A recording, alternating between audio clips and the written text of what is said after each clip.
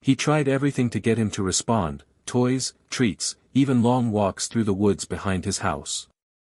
But the dog didn't play. He didn't bark. He didn't even sniff around like most dogs would. He moved with a discipline that felt rehearsed, turning corners before Eli did, pausing near doors like he was clearing rooms, always watching the horizon. Whatever past this dog had, it hadn't let go of him. And maybe it never would. The old collar still hung loosely around his neck, faded leather, frayed edges. One night, curiosity got the better of Eli. He sat on the porch beside the dog and carefully turned the collar over. Tucked beneath the inside lining, covered in dust and grime, was a metal tag, dented, almost unreadable. He squinted under the porch light. A few numbers. A scrambled chip ID. Someone had tried to scratch it out. Hide it. That same night, Eli drove across town to visit Mara, a retired vet technician and one of the few people he trusted. She lived on a farm surrounded by rescued animals and half-finished art projects. She didn't ask many questions, and that's exactly what Eli needed. Under her scanner, the chip gave a weak signal. The system took longer than usual, but then, something. A name. Partial history. Sarge. Mara's whispered. That was his name. Owned by, she paused, scrolling. Private. The days felt sharper now, like the wind had teeth. Eli couldn't shake the tension crawling beneath his skin ever since the reporter's call. He didn't know whether to believe her or not, but something in her voice, calm, factual, heavy with buried weight, lingered. She had spoken like someone who wasn't surprised. Like someone who knew exactly what kind of darkness lived behind the word classified. He started his mornings early, pacing the yard with a mug of black coffee while Sarge, Shadow, as he now began calling him, stalked the perimeter in silent patrol. The dog moved with methodical precision, checking the same points each day, never lingering, never distracted. Eli didn't train him. He didn't have to. It was already in him. Deeply embedded. But it wasn't just routine. It was defense. Protection. Fear. That afternoon, Eli dug into his old army contacts, finally calling a man he hadn't spoken to in 5 years, Colonel Reeves, a now-retired intelligence officer who owed him a favor. They met at a quiet bar on the outskirts of town. Reeves showed up in a windbreaker, hands in his pockets, gaze sharp even in retirement. Eli slid the damaged chip number across the table. "Where did you find this?" Reeves asked. "In a dog collar." Reeves raised a brow. "Military?" "Private. He came from an auction. I wasn't looking for trouble." Reeves didn't touch the paper. He just stared at it for a long time. Then, finally, muttered, "Some of these contracts, they weren't government. Some of the ops weren't meant to be remembered." "What do you mean?" "I mean if that dog was on the kind of mission I'm thinking, then someone wanted him disappeared. Dogs don't just end up at rural auctions." Eli's jaw tightened. Not dogs like that. That night, back at the house, Eli couldn't sleep. Shadow had taken to sleeping near the front door, always between Eli and the outside world. At 2 a.m., Eli was sitting at the kitchen table, flipping through an old notebook, when Shadow suddenly lifted his head and growled. Low. Deep. And unfamiliar. Eli's body froze. The growl wasn't for show. Shadow was fully alert now, pacing toward the front window. Eli stepped beside him, cautiously parting the curtain. A black sedan sat parked just across the field. No lights. No movement. Just idle. Then, slowly, it backed away and disappeared down the road. Shadow didn't stop staring for a long time. Eli felt his heartbeat in his throat. He locked every door and double-checked the windows. Someone had come. Watched. And left. But why? Why now? The next morning, he packed up Shadow's bedding and moved it inside his bedroom. No more doors between them. No more distance. Shadow didn't seem to mind. He curled near the foot of the bed without a sound, as if he'd already been waiting for that change. And something in Eli shifted, too. This wasn't just about a broken dog. This was about a connection. About a warning. About a past that neither of them could keep buried anymore. Whatever had happened to Shadow in the deserts of some forgotten war zone, whoever had tried to erase it, they had failed. Because now Eli knew. And he wasn't going to stop digging. The weather shifted that week. A cold front rolled in early, blanketing the town in frost and quiet. Each morning, Eli woke before sunrise, his breath visible in the dim light of the kitchen. And every morning, Shadow was already waiting by the door, ready, alert, watching. It was like clockwork now, their routine. Silent walks. Long drives. Quiet meals. The silence between them had grown into something sacred. Neither one needed words to understand the other. But despite the quiet, something inside Eli was starting to stir. A memory. A weight.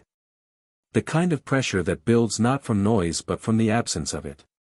His own nightmares had begun to return, more vivid, more brutal. The explosion. The sand in his mouth. The blood. And the last time he saw his old K9 partner, fading into smoke as he screamed for help. Eli had locked those memories away for years, buried them under distractions and hard labor. But now, with Shadow in the house, they were bleeding back through the cracks. One evening, after a particularly long walk through the frozen woods, Eli stumbled inside, collapsed into his recliner, and reached for his bottle of pain medication. He'd been off it for a while, but the headaches were back. The cold made everything ache. He took 2 pills and closed his eyes. What he didn't know was that across the road, his elderly neighbor, Miss Margaret, had slipped in her garden and collapsed near the back gate. The frost on the ground bit into her skin, and her cries for help were barely louder than a whisper. No one was around. No one heard her. Except Shadow. The dog jolted awake from his place by the bed. Something had snapped in his senses, something beyond hearing. He ran to the front door, growling low. When Eli didn't respond, lost in the haze of pills and exhaustion, Shadow did something he'd never done before. He lunged. The screen door cracked under his weight, and he bolted into the night. Eli woke to the sound of barking, loud and desperate. Disoriented, he stumbled to his feet, heart pounding. He followed the noise across the yard, flashlight trembling in his hand. What he found stole the air from his lungs. Shadow was standing beside Miss Margaret's motionless body, barking non-stop, trying to lick her face, to nudge her awake. The woman was barely conscious, skin pale and lips trembling. Eli dropped beside her, checked her pulse, and dialed 911. The paramedics arrived just in time. Hypothermia had started setting in. A few minutes more, and she might not have made it. The next day, the local paper ran a small feature, "Veteran's Dog Rescues Elderly Woman from Near Fatal Fall." The byline belonged to Clara, the same reporter who'd called about Shadow before. But this time, she didn't want to talk about private security firms or erased data. She brought something else. A photograph. It was old, maybe 5 years. It showed a younger man in military fatigues kneeling beside a German shepherd who looked just like Shadow. The background was unmistakable: desert sand, chain-link fence, armed guards. The caption was partly torn, but one name remained: Logan Price. Clara tapped the photo gently. "This man, he's missing. Declared killed in action 3 years ago. But nobody was ever recovered. And the last time anyone saw him, he had a dog. One that looks exactly like yours." Eli didn't speak for a long time. If this was true, if Logan hadn't died, and if Shadow had once belonged to him, then the story wasn't just about a traumatized dog. It was about a vanished man. A buried operation. And a silence thick with secrets. Eli looked down at Shadow, who sat at his feet, tail still, eyes locked on the door, like he was expecting someone to walk through it. There was more to uncover. The trail wasn't cold. Not yet. The next morning, frost still clung to the windows like a warning. Eli rose early, but Shadow was already at the door, posture tight, tail still, ears perked. Something had him on edge again. Eli opened the door slowly, expecting nothing more than the wind. But just beyond the porch, half tucked beneath the welcome mat, sat a sealed envelope. No postage. No name. Just placed there, deliberately. Eli stared at it for a moment before picking it up. His hands felt colder than the air around him. He walked to the table, tore it open, and slid out a single photo and a note. The photo was the same as the one Clara had shown, Logan kneeling beside Shadow in full tactical gear. But this time, the image was clearer, crisper, and taken from a higher angle, almost like surveillance. Eli turned it over. Scrawled in black ink were the words, "Some dogs aren't meant to come home." The note said nothing else. He sat back in the chair, heart thudding. His skin prickled, not just from fear, but from fury. Someone had been watching. Someone knew where he lived. Who he was. What he had. The photograph wasn't just a warning. It was a message. Later that day, Eli left for town, taking his time at the store, trying to act normal, trying not to feel like he was being followed. But when he returned home, the front door was cracked open, just slightly. He froze on the steps. Inside, drawers were open. Files scattered. Nothing of value missing, except one thing. Shadow's old collar. The same one Eli had removed weeks ago. The one with the damaged chip. The only real evidence connecting the dog to a past someone clearly wanted erased. Eli called Clara. She answered on the second ring, and he didn't waste time. "They've been here," he explained everything, the photo, the note, the break-in. Clara was silent for a beat, then whispered, "I think you're in deeper than you realize." She promised to dig further, but Eli already felt the weight of it settling on his shoulders. He didn't know who they were. But he knew one thing. Shadow wasn't just a dog. He was proof. And someone wanted that proof gone. The cabin became a sanctuary carved out of shadows and silence. Days passed in a fog of caution. Eli kept the fire low and the doors locked, venturing out only for water from the nearby stream and canned supplies he'd stashed there years ago.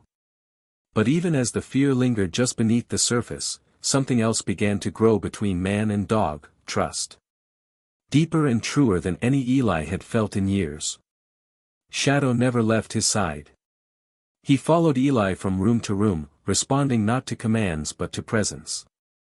At night, they would sit in the quiet glow of the fireplace, Eli sipping weak coffee, and Shadow resting his head on Eli's boot, breathing slow and steady, like he finally understood what safety felt like. It was on the fifth night that the call came. Clara's voice buzzed through the static, sharp with urgency. "Eli, I found something," she said.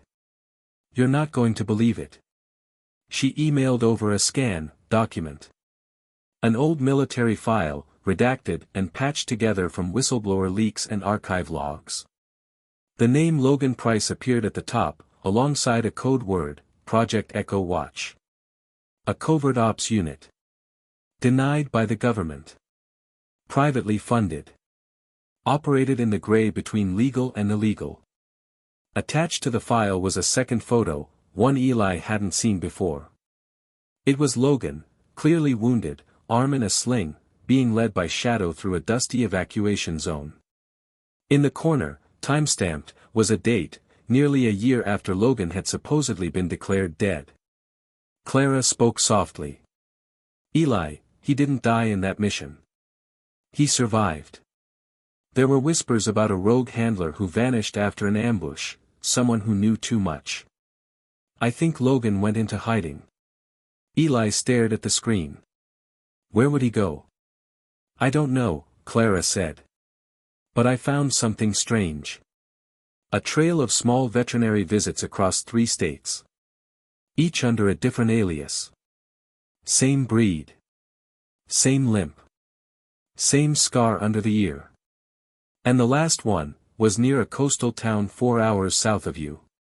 Eli didn't hesitate. He packed up the truck. Shadow jumped into the back seat like he already knew. They drove through the night. The road felt longer than usual, every passing mile lined with uncertainty. Eli didn't know what he would find, but deep in his gut, he believed Logan was alive. And if Shadow had been trying to lead him somewhere, maybe this was it. They reached the town just after sunrise, a sleepy place by the docks, weathered and worn, where fishermen hauled nets and no one asked too many questions. Eli started at the vet clinic listed in the records, then moved from one shelter to the next, showing the photograph of Logan to anyone who'd pause long enough to look. Most people shrugged. One said he looked vaguely familiar. Another pointed to the docks. And that's where it happened. As Eli walked along the edge of the harbor, Shadow suddenly froze. His ears perked. Nose twitching. Then, without warning, he took off down the pier, between crates and nets, until he stopped in front of a man hunched beneath a weathered hoodie. The man turned slowly, his face partially shadowed by the sun.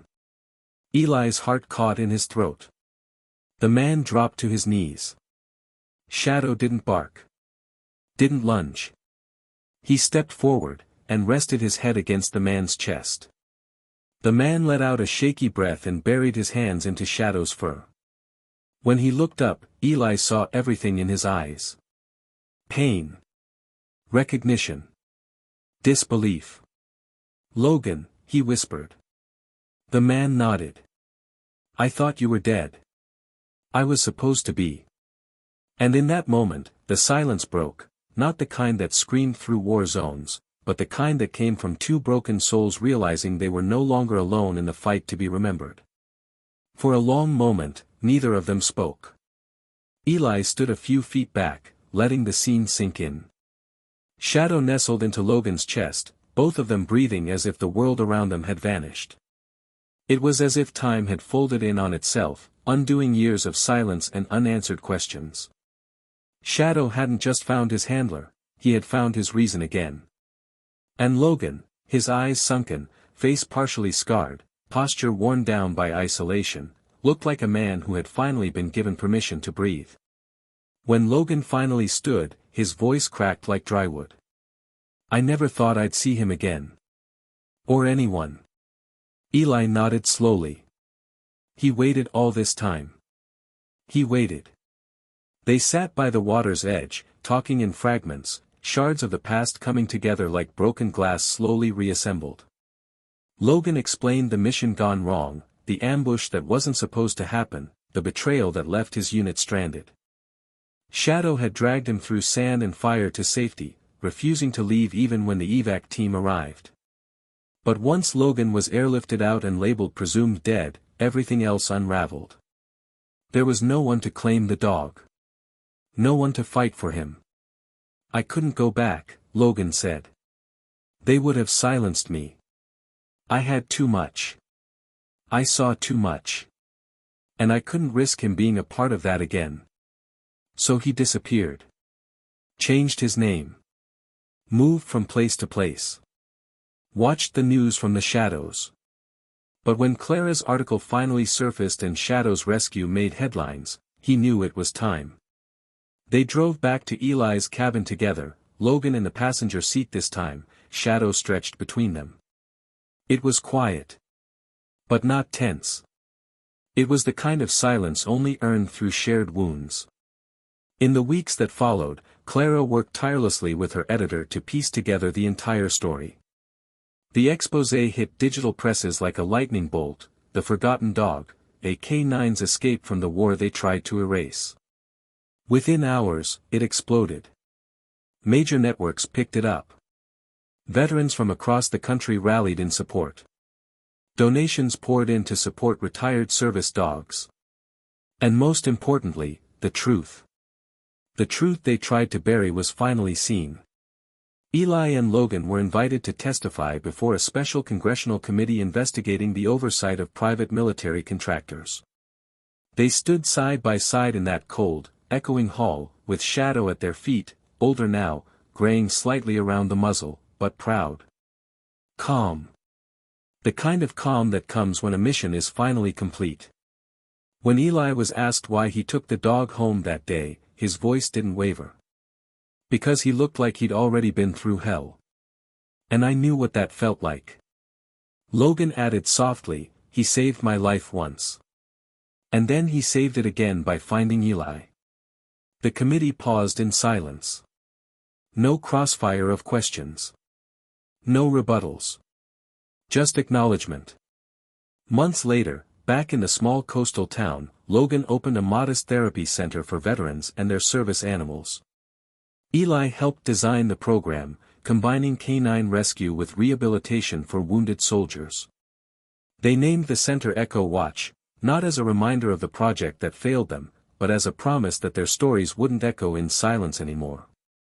Shadow became the guardian of that place. He greeted every new veteran with a gentle nudge. Guided nervous hands to trust again. And lay beside those who still woke screaming in the middle of the night. He didn't need to speak. His presence was enough, a reminder that healing doesn't come from forgetting, but from remembering with someone who understands. On the wall inside the center's main room hangs a framed photo, Logan, Eli, and Shadow, all standing side by side beneath the words. He wasn't just rescued. He rescued us all. And every now and then, as the sun sets over the ocean beyond the therapy yard, Shadow rises from his favorite spot, walks to the gate, and stares into the horizon, as if waiting for one last soldier to find their way home. End.